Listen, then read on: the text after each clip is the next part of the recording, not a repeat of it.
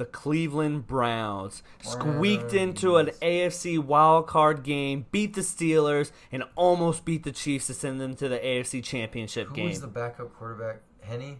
For the Chiefs? Yeah. They were a freaking... I don't know if it was Chad Henne. Was it? I thought it was.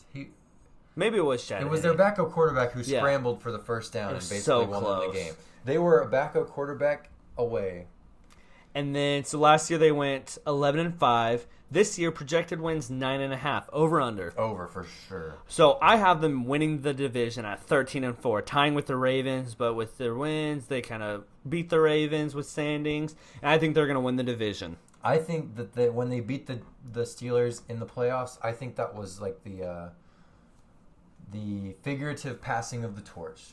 Yeah, like the Browns are now better than the Steelers. Getting over the hump of losing all the past 20 years. Well, I just think that that was like kind of them putting themselves on the map and saying, we're as good, if not better, than this team, who is like, the Steelers are like in the playoffs every year. Yeah. Everybody respects the Steelers. Yeah. And the Browns are like, no, we're here now. Yeah.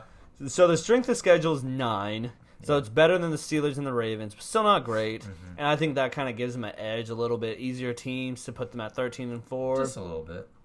But this offense is probably, let's talk about the offense first. Probably the most balanced offense there is, with the running and the passing and the weapons they have all over the field. I think if you look at a position on this team, on the offense especially, there's not a weakness. Yeah. From every O-line, from quarterback to wide receiver. They're definitely still a run-first team.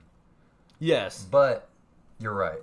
They don't have a weakness in their personnel on offense. And they have a great O-line and a great duo. Probably the best duo running backs with Kareem Hunt and Nick Chubb. Yeah. And then some of the top tier, I don't know how good they are, but top tier wide receiver core with Odell and Jarvis. They're definitely starting to take Odell is. Jarvis is what he's Odell always is been. taking steps back. He's just not on the field. Yeah. So, yeah. I think they're not as, the expectations aren't as high for the wide receiver group here as they were like when they acquired Odell. But it's still Odell Beckham and Jarvis Landry. You could do so much worse. Yeah. And I love, because I put it down the key players. One thing I love when I'm looking at this is I put down all of their O linemen: Jedrick Willis, Joel Petonio, Wyatt Teller, Jack Conklin, J.C. Treader, all great O linemen. Mm-hmm.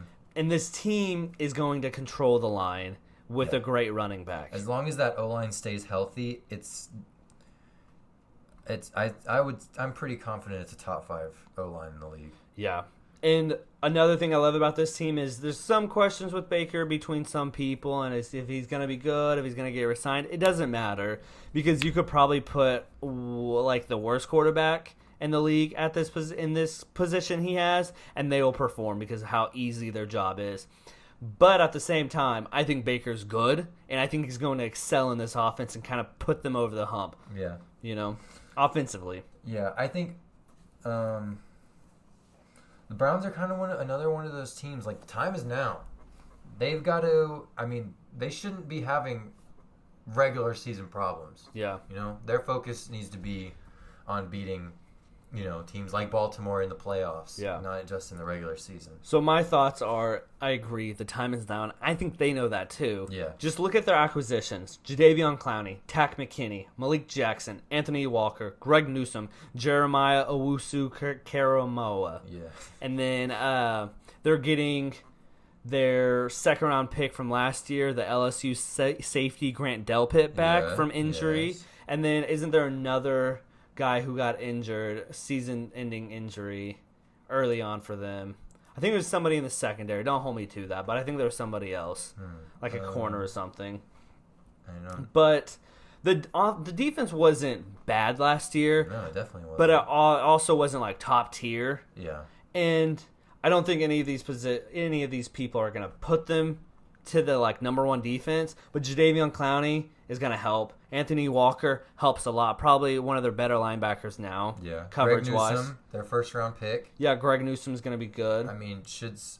They don't even necessarily need him to step up, but if he does, they're just going to be even better. And obviously they have Myles Garrett, one of the best pass rushers in the league, Yeah. and Denzel Ward, one of the better up-and-coming corners in the league. I also really like the Troy Hill signing from the Rams. Yes. So And John Johnson III. I love that signing as a that safety. as well. Like, I mean, you can just tell they're going all in right now because, I mean, Baker's still on his rookie deal. They just extended Nick Chubb, so, I mean, Baker's going to come up soon, but they're loading up while they can. Yeah. Yeah. I think the defense has so much like juicy potential, and as long as the coaching staff just squeezes it all out of them, they're gonna be a good team. Well, they basically just took their defense from last year and threw in a couple of rookies and a couple of veterans. So it should be. Well, I was gonna say better. It's funny because listen to the notable departures: Olivier Vernon, Adrian Claiborne, Sheldon Richardson, Larry Ogunjobi, Terrence Marshall, Kevin Johnson, Carl Joseph, Andrew Sendejo, right? All of those players, or not all of them, but some of those players were players that they got last offseason, and then they threw them in, and they're like, well, that doesn't work. Let's get rid of them, and let's get new guys. Yeah, I'm trying to think. Olivier Vernon is, like, solid, but definitely not a needle mover. So replacing him with Tack McKinley and Jadeveon Clowney, that's fine. Pretty much can't do. That's probably an upgrade, honestly. I just think it's funny that this team is like, okay, that didn't work. Let's try something new. Like they're not forcing these players. They're like, okay, let's just try something. I mean, that's the way you should do it. Yeah, and I think it's gonna work this year. Yeah. Sure, they might not be a top 5 defense, but they're gonna be a good defense. I don't know. I wouldn't be shocked. Yeah, I wouldn't they're either. a top 5 defense. I mean, Myles Garrett. As long as he doesn't get suspended for assaulting Mason Rudolph, you know. Nah, I support him on that one. Well, I do too, but I'm just saying. Let me try to think about this before I say it.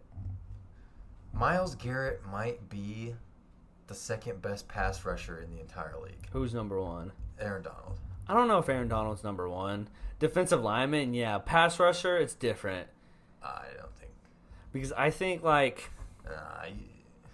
I don't think so. Nah, he is. Because I think edge rushers just have more value because you're not getting triple teamed, you know. Aaron Donald is too good. Yeah, well, this isn't. I mean, we don't have to have that argument. Anyway, but we're talking about the Browns. That's like I was saying. Myles Garrett is insanely athletic. Plus, he's just. There's nothing he doesn't do. He hasn't had like the crazy 20-sack season yet. Yeah. But I feel like it's bound to happen at some point. Yeah. So, especially with the 17-game season, I could see it happening. Yeah, that's all I'll say. I'll leave it at that. Yeah, so both sides, super balanced, everywhere. One of the best rosters in the league. Yeah, with a coaching staff that I really like and I really enjoy. I think that what they're doing is very good. Yeah.